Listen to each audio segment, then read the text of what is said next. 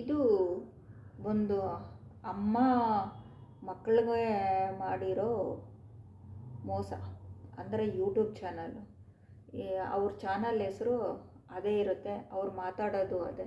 ಇದು ನಮ್ಮ ಸ್ಟೇಟಲ್ಲಲ್ಲ, ಬೇರೆ ಸ್ಟೇಟಲ್ಲಿ. ಆಕೆ ಏನು ಹೇಳಿದ್ರು ಇವರು ನಂಬೋದು. ಅವ್ರ ಅಮ್ಮ ಮಾತು ಕೂಡ ನಂಬೋದಿಲ್ವಂತೆ, ಕೇಳೋದಿಲ್ವಂತೆ, ಇವ್ರ ಮಾತು ಕೇಳ್ತಾರಂತೆ. ಆಕೆ ಹೇಳ್ತಾಳೆ, ನನಗೆ ಇಷ್ಟು ಜನ ವ್ಯೂವರ್ಸು ಹಿಂಗೆ ಕಮೆಂಟ್ಗಳು ಮಾಡೋರು, ಇದು ನನ್ನ ಪೂರ್ವ ಜನ್ಮದ ಪುಣ್ಯ ಅಂತ ಎಲ್ಲ ಹೇಳೋದು. ಈಕೆ ಏನು ಯೂಟ್ಯೂಬ್ ಮಾಡುವಾಗ ಸ್ವಲ್ಪ ವಿಡಿಯೋಸ್ ಹಾಕ್ತಾರೆ. ಅದರಲ್ಲಿ ವರ್ಕ್ ಫ್ರಮ್ ಹೋಮ್ ಬಗ್ಗೆ ಒಂದು ವಿಡಿಯೋ ಹಾಕಿದ್ದಾರೆ. ಅದರಲ್ಲಿ ಏನು ಹೇಳಿದ್ದಾರೆ ಅಂದರೆ, ನಮ್ಮ ಸಂಬಂಧಿಕರೊಬ್ಬರು ವರ್ಕ್ ಫ್ರಮ್ ಹೋಮ್ ಕೆಲಸ ಮಾಡ್ತಾಯಿದ್ದಾರೆ. ಅವರು ತುಂಬ ದುಡ್ಡು ಸಂಪಾದಿಸ್ತಾ ಇದ್ದಾರೆ. ಮನೆಯಲ್ಲೇ ಕುಳಿತು 2-3 ಅವರ್ ಮಾಡ್ತಾರೆ ಅಷ್ಟೇ. ಇನ್ನೂ ದಿನಪೂರ್ತಿ ಮಾಡಿದ್ರೆ ಇನ್ನೂ ತುಂಬ ಸಂಪಾದಿಸ್ಬೋದು. ನೀವು ಹೋಗಿ ಜಾಯಿನ್ ಆಗಿ. ಸುಮ್ಮನೆ ಮನೇಲಿ ಕೂತು ಏನು ಮಾಡ್ತೀರಾ? ನಿಮ್ಮ ಮನೆಗೂ ಅನುಕೂಲ ಆಗುತ್ತೆ, ಹೋಗಿ ಜಾಯಿನ್ ಆಗಿ ಅಂತ ಹೇಳಿ ಡಿಸ್ಕ್ರಿಪ್ಷನಲ್ಲಿ ಲಿಂಕು ಎಲ್ಲ ಹಾಕಿದ್ದಾರೆ. ಅವರು ಹೋಗಿ ಏನು ಮಾಡಿದ್ದಾರೆ, ತುಂಬ ಜನ ಸಬ್ಸ್ಕ್ರೈಬರ್ಸು ಈಕೆನ ಅಮ್ಮ ಅಂತ ನಂಬಿರ್ತಾರಲ್ವ, ಹೋಗಿ ಜಾಯಿನ್ ಆಗಿದ್ದಾರೆ. ಜಾಯಿನ್ ಆಗೋವ್ರಿಗೂ ಕೆಲಸ ಏನು ಅಂತ ಹೇಳೋದಿಲ್ಲ, ಜಾಯಿನ್ ಆದಮೇಲೆ ಹೇಳ್ತಾರಂತೆ, ನೀವು ಅಷ್ಟು ಜನನ ತಂದು ಸೇರಿಸ್ಬೇಕು, ಆಮೇಲೆ ನಿಮಗೆ ಸಂಬಳ ದುಡ್ಡು ಬರೋದು, ಇಲ್ಲ ಅಂದರೆ ಇಲ್ಲ. ತಿಂಗಳಿಗೆ 30,000 ಸಂಬಳ ಬರುತ್ತೆ. ಇಷ್ಟು ಜನ ಸೇರಿಸ್ಬೇಕು.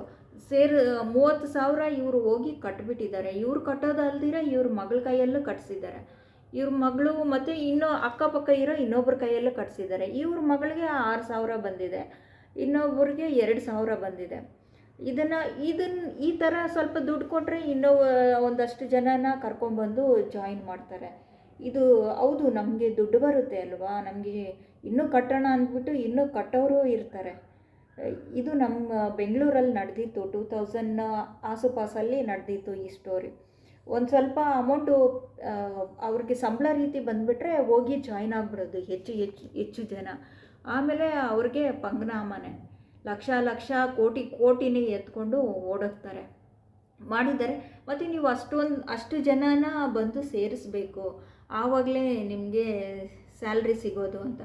ಅವರು ಮನಸ್ಸಾಕ್ಷಿ ಒಪ್ಪದಿರಾ ಇವರು ಸಂಬಳನೂ ಕೊಡ್ತಾಯಿಲ್ಲ, ಏನೂ ಕೊಡ್ತಾಯಿಲ್ಲ ಅಂತ ಅವರು ಜಾಯಿನ್ ಮಾಡೋದು ಬಿಟ್ಬಿಟ್ಟಿದ್ದಾರೆ.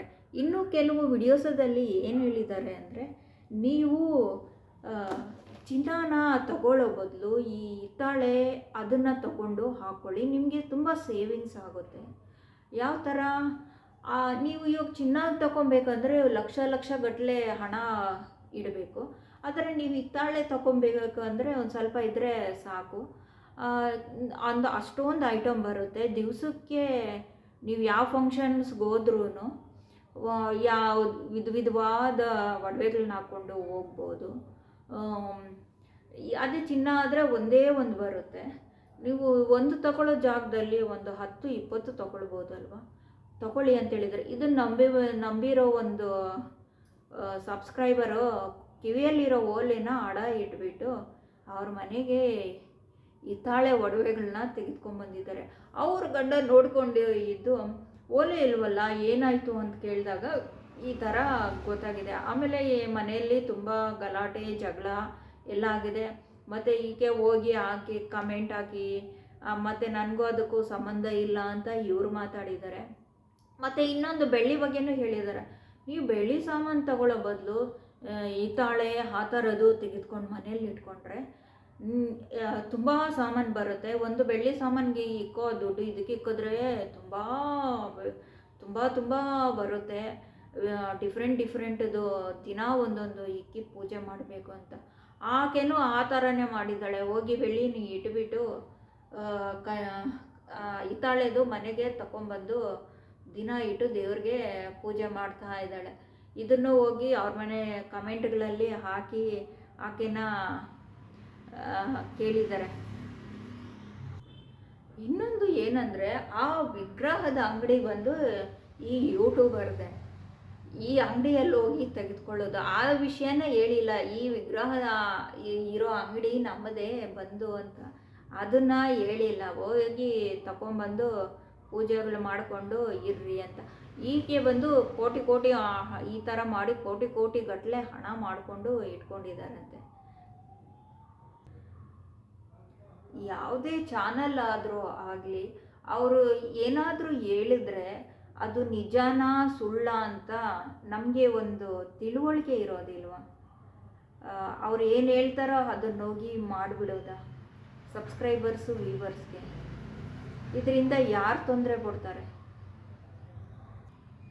ಮತ್ತು ಆಕೆ ವರ್ಕ್ ಫ್ರಮ್ ಹೋಮ್ದು ಹೋಗಿ ಅಮೌಂಟು ಕೇಳಿದ್ದಾರೆ, ಅವ್ರಿಗೆ ಕೊಡ್ತೀನಿ ಅಂತ ಹೇಳಿದ್ದಾರೆ, ಕೊಡ್ತೀನಿ ಅಂದ್ಬಿಟ್ಟು ಹೇಳಿದ್ದಾರೆ. ಅದು ವೀಕ್ಲಿ ಮೀಟಿಂಗ್ ಬೇರೆ ಇಡ್ತಾ ಇದ್ರಂತೆ.